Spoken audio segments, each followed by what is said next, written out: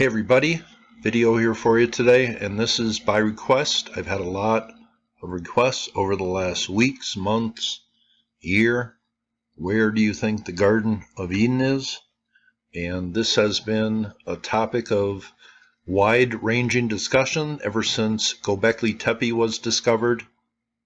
And that is what a lot of my questions are based on. Is Gobekli Tepe the Garden of Eden? And how are you supposed to answer that question? And people might wonder my view of biblical text. Well, I think it's ancient text, and I research ancient text, so you certainly have to lump that into part of your research. But my view on biblical text is some of the stories are based on real life events, and then the power of God is put into the story to fit the biblical narrative. And as far as lumping biblical text into real history, what actually happened, well, that's all up for individual interpretation. And it's one thing stating your opinions on what an ancient rock might tell us or what an ancient statue might have been, but people's faith, that's a whole different subject for me, and I'm actually not that comfortable talking about it, but I will in this video because people have asked. This video is a little research, a little opinion, and if you disagree with me, well, that is fine and dandy. Leave your comments. All comments will be accepted, that's for sure. I always appreciate what people's opinions are on different subjects because I'm an open-minded skeptic, and I have certainly changed my opinions on a lot of different subjects. My videos this year have covered a lot of different subjects, but I think some of the more fascinating research were these sites in Turkey. Now, a lot of us have heard of Gobekli Tepe, and some of us have heard of Karahan Tepe, who are into ancient research, which is right about here. Also this year I've made videos on Sefer Tepe, Hasmon Tepe, Harbetsuvan, Tepesi right there. Also Körtik Tepe, and that was an important one. Might give us the answer to who built Gobekli Tepe. Höyük right here, Nabali Chorai right here. I did a video on that a few years ago. Körtik Tepe, which is a site many of you haven't heard about, and I don't think I've done a video on that yet. I mean, I've done so many, sometimes I get confused. I'm old, give me a break. But as we close in, you see where these sites are that I have talked about. That is very important. Is this whole area Eden? Well, that seems to be a very good possibility in my eyes. But that's very important to the story. Where does the Bible evolve out of? Genesis? Where does that come from? Is a very important place, and people say that's out in Iraq somewhere, but I'll talk about that. Was most definitely, in my eyes, Sanliurfa today, ancient Urfa. But here is just a brief recap of some of my videos, and I was astounded how many sites there are. This is Asikli Höyük, and these sites went back into the Younger Dryas.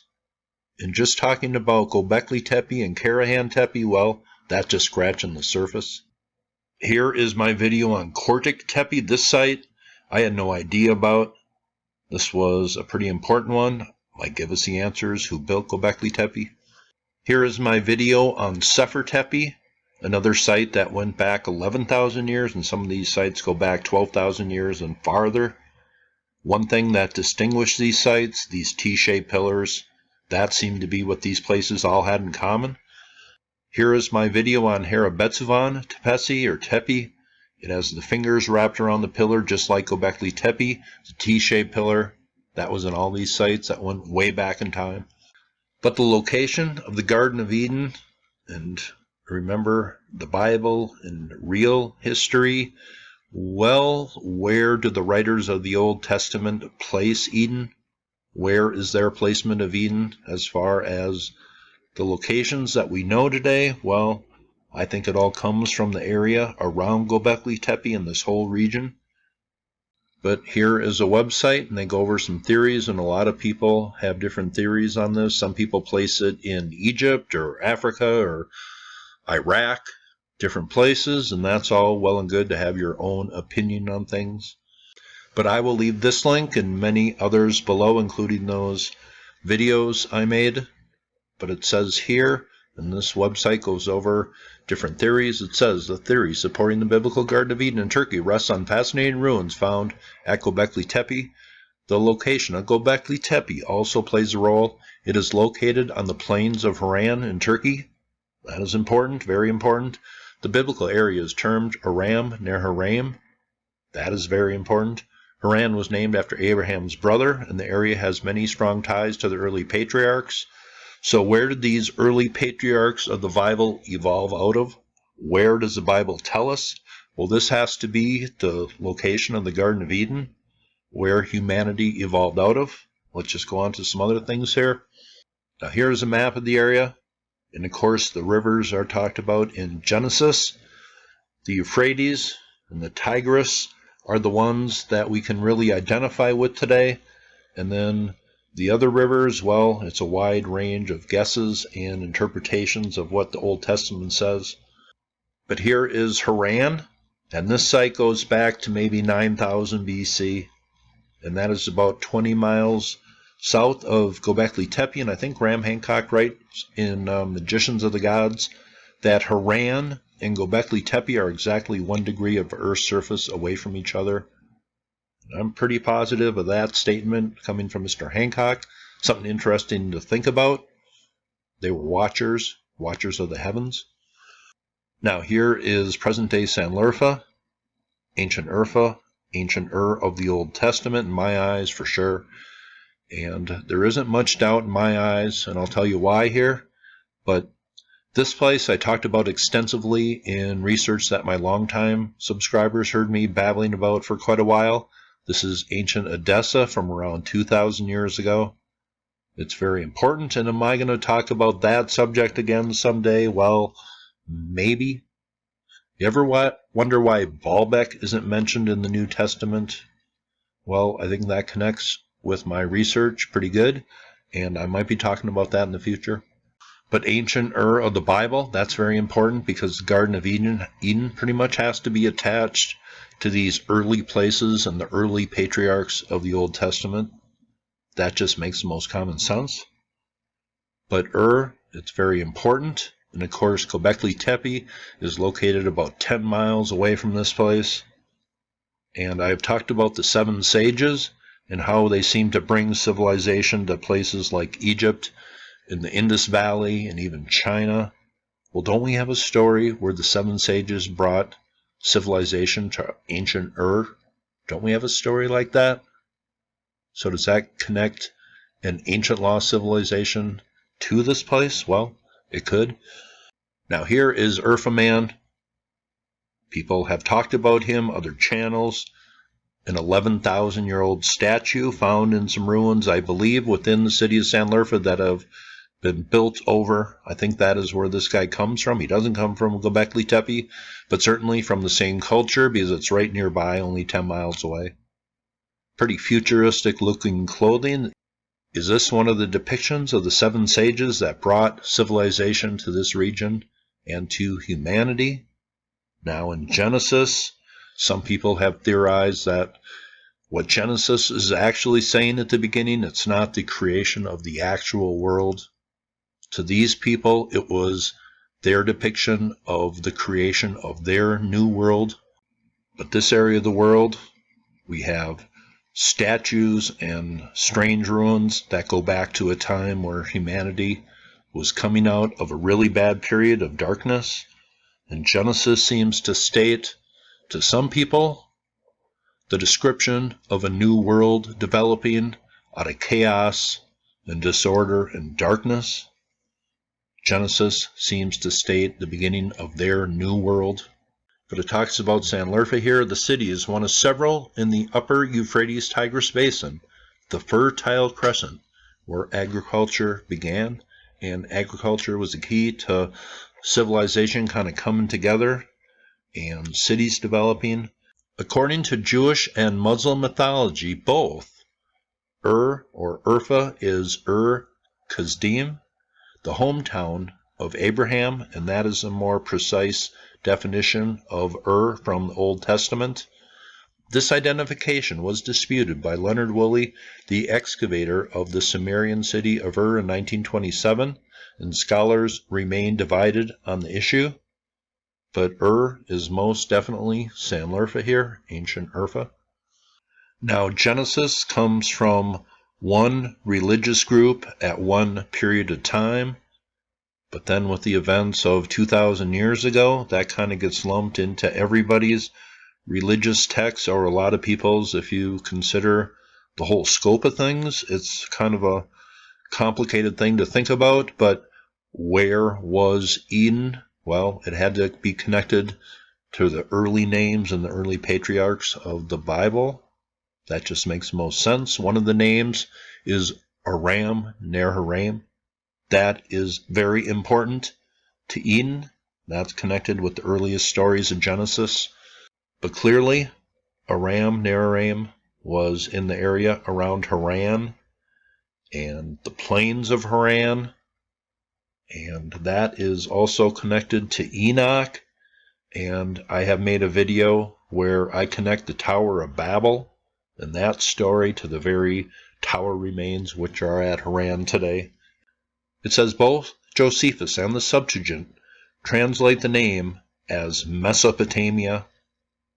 So, according to the Hebrews, and that's the ones we should look at because this is their text, where do they place this place? Because that's connected to the earliest locations of the Old Testament. It says ancient writers later used the name Mesopotamia for all of the land between the Tigris and the Euphrates.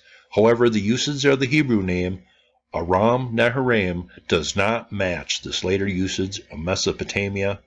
The Hebrew term referring to a northern region within Mesopotamia, the translation of the name Mesopotamia was not consistent. The Septuagint also uses a more precise translation of Mesopotamia of Syria, as well as the rivers of Syria. So I think over the time, the location of the origins of Mesopotamia kind of becomes confused with later versions of where people think it is and the earliest translations of the name itself. Now, I have a pretty good memory of the Old Testament story of Abraham. It says he leaves from and then comes to hang out in Harran on his way to Canaan. Here is ancient Canaan down in this area. Here is the ziggurat of and the that people kind of attach to the Old Testament. Here is Harran up here.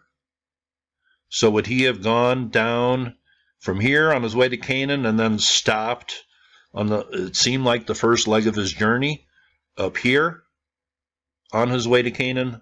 That story seems absurd to me because nothing really happens between and Harran.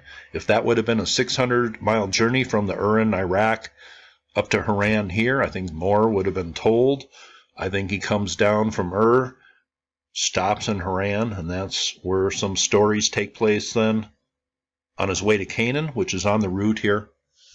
Also, it says a river flows out of Eden, and here you can see clearly an ancient river did flow out of this plain of Harran, as I will call it, but the area around here most likely was the Garden of Eden. But the cave of Abraham, his symbolic birthplace, is in Sanliurfa, and I know Andrew Collins made a video here, I believe, if my memory isn't mistaken, but clearly the birthplace of Abraham, an indicator of where the Old Testament comes from. But present-day Sanliurfa, ancient of the Old Testament, I just think that's a key to finding the Garden of Eden. It's near Harran, which is very important. I'll talk about that here. But 10 miles from Gobekli Tepe, and I have talked about this place 2,000 years ago, roughly. Abgar accepts a holy linen, and this is the place where Christians are first called Christians in the Bible. And I'm not sure of the exact wording, but it says the Messiah will come from the place of Abraham. Now, the story from Genesis, the flood, and the meaning of the whole Garden of Eden story, that is not really what this video is about. It's just more about the general location. But certainly we know now that flooding took place about 12,000 years ago. That was horrific.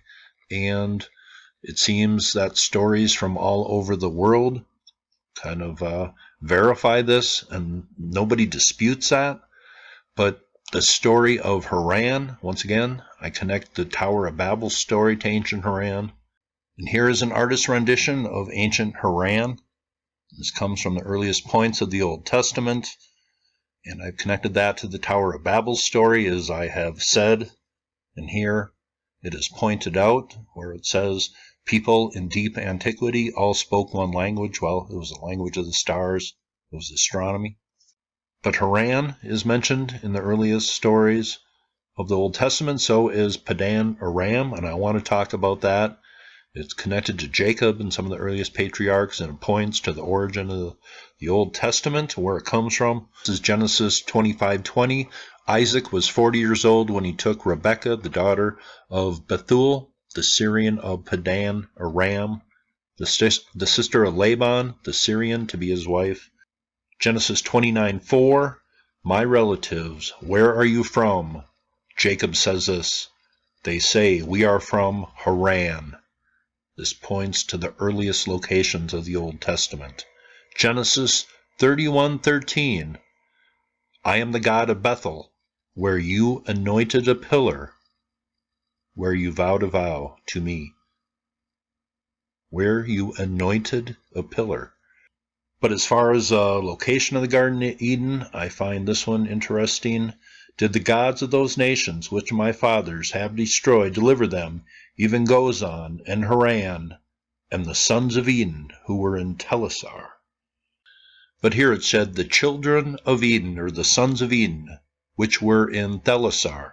And Telassar is a town in northern Syria, near Gobekli Tepe. These children of Eden were perhaps the same as the Beth Eden or the House of Eden mentioned ancient Assyrian texts. And I think these people have an early connection to an earlier lost period of history in Baalbek. But the question, is Gobekli Tepe associated with the Garden of Eden? Well, I think the whole general area is. And since Gobekli Tepe was buried, how much did the writers of the Old Testament know about it? Probably nothing. But the civilization and the knowledge that progressed out of Gobekli Tepe certainly could have been used as an initial starting point for the Old Testament, that is for sure. But you can certainly comment on what is written in the stories about the Garden of Eden. They were naked. Did that mean they were just naked without knowledge? And then they get banished from the Garden of Eden and Gobekli Tepe gets buried? Is there any connection there? Well, I kind of doubt it, but maybe. And of course, the serpent is integral to the story of the Garden of Eden. But did the serpent get into the minds of these people and have some symbolic significance in their spiritual upbringing, or kind of where they take civilization and bring it forward? Is the serpent integral? Did it get into these people's minds? Well, this is a statue from the Valley Chorai. It's all up for speculation. Now, I know I didn't bring up a lot of stuff about the Garden of Eden, but the location I want to concentrate on here. Where does the Old Testament come from? Clearly, it comes from this place. Civilization seemed to spring out of this place. We have the earliest ruins in our current world that come from this area. Agriculture started in this area, and it fits with really everything that is stated about the Garden of Eden when you look at the true history of it. Was Gobekli Tepe the Garden of Eden? I would say no. It was the most important temple in Eden, and the T-shaped pillars were the signature sign of the temples of Eden. But if the earliest stories of the Old Testament come from here, and this is where it springs out of, this certainly has to be where Eden comes from. But that is all up for the individual interpretation. That's just mine. Hope you thought that was cool, and you all have a very nice day.